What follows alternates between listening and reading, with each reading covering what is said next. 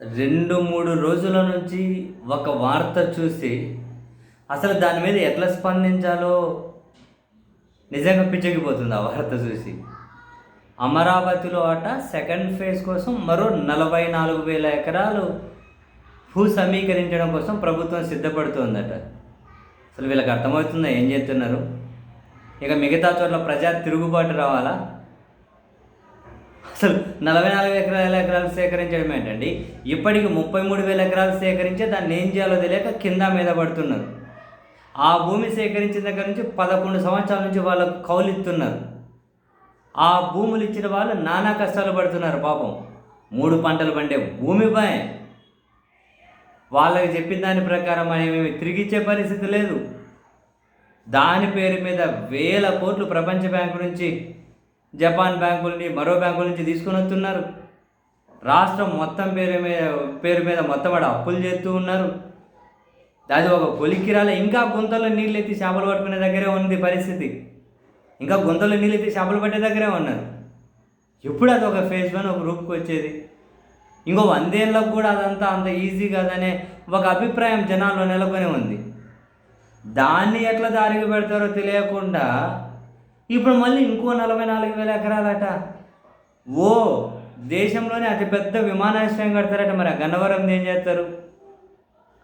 Aviation Gannavaram పక్కన అమరావతిలోనే ఆడగానే ఇచ్చేస్తాడా permission? మరి గన్నవరం ఏం చేస్తారు? ఎందుకు అదంతా? ఇన్నర్ రింగ్ రోడ్డుకు, అవుటర్ రింగ్ రోడ్డుకు, కనెక్టివిటీలు ఉడ్డానాల కోసం అవన్నీ ఏర్పాట్లు చేస్తున్నారా? ఇప్పుడు 44,000 ఎకరాలు మళ్ళీ సేకరించి మళ్ళీ పంటలు పండే భూమిపై వాళ్ళకి మళ్ళీ కౌలుకి ఇవ్వాలి. అది ఎప్పుడు? అసలు వీళ్ళ ఆలోచన ఏంటో నాకు అర్థం కావట్లేదు. మరి ఇంత దారుణమైందబ్బా. జనాలు ఏం చేస్తారులే అనా ఇది ఒక నియంతృత్వం. నాకైతే ఇదంతా కూడా ప్రపంచ బ్యాంకులో ఏమైనా కండిషన్ పెట్టారేమో, మీరు మరిన్ని భూములు సేకరిస్తేనే డబ్బులు ఇస్తామని చెప్పారేమో నాకు అర్థం కావట్లేదు. వాళ్ళు ఈ ఫేజ్ 1 డెవలప్ అవ్వాలంటే మరికొన్ని భూములు కావాలని ఏమన్నా చెప్పారా? ఏం ఆలోచనలే స్వామి అవి? ఎంత దారుణమయ్యా. సపరేట్గా అమరావతి దాని చుట్టూ ఇంతకుముందు తీసుకున్న 33,000 ఎకరాలు ఈ 44,000 ఎకరాలు చేసి దాన్ని ఒక సామ్రాజ్యం అన్నా చేయాలి. మరి ఇంకా ఆ సామ్రాజ్యంలోకి పోవాలంటే ఎంట్రీ టికెట్ వసూలు చేయాలేమో, ఇంకా అప్పులు తీరాలంటే. ఏంది లేదా అప్పుడే వేల ఎకరాలట, 44,000 ఎకరాలు సేకరించంట. రైతులే వచ్చి మా భూమి తీసుకోండి అంటున్నారట. ఏమన్నా అర్థం ఉందా? ఫేజ్ 1 ఏం చేస్తున్నారు? అసలు ఆ రైతులు ఏం చేస్తున్నారు? వాళ్ళ కష్టాలు మొత్తుకుంటున్నారు. వాళ్ళు కూడా అనవసరంగా ఇచ్చినామని చెప్పి ఫీల్. ఇప్పుడు ఈ రియల్ ఎస్టేట్ వెంచర్ అయిపోవాలి, ఇంకో దగ్గర ఇంకో వెంచర్ ఎత్తున్నారట. ఏం ప్రమోషన్ ఇది? అంటే అప్పుల కోసమా? అదే దానికోసం తప్ప ఇంకా దేనికోసం ఉంటుంది? అప్పుల కోసం.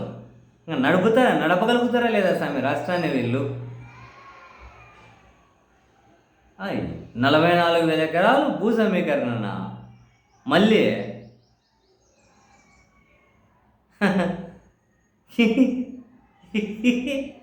మీరు నవ్వుకూడదా? పోయి ఏం చేస్తావు? మీరు నవ్వుకోవాలేమో. అసలు ఆలోచన చూడండి.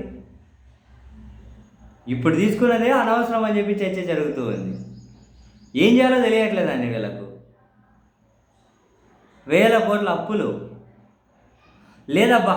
ప్రపంచ బ్యాంకు కానీ ఇంకోరు వీళ్ళే చెప్పింటారు ఎవరెవరు, లేదంటే అప్పులు ఇవ్వాలంటే ఇంక భూమి సమీకరణ చేసుకుని దాని మీద ఇస్తామని. మరి అందుకని చెప్పి ఏమన్నా పోయి మరి ఈ అడావిడి ఏమన్నా చేస్తున్నారో అప్పుల కోసం? నాకైతే అర్థం కావట్లేదు.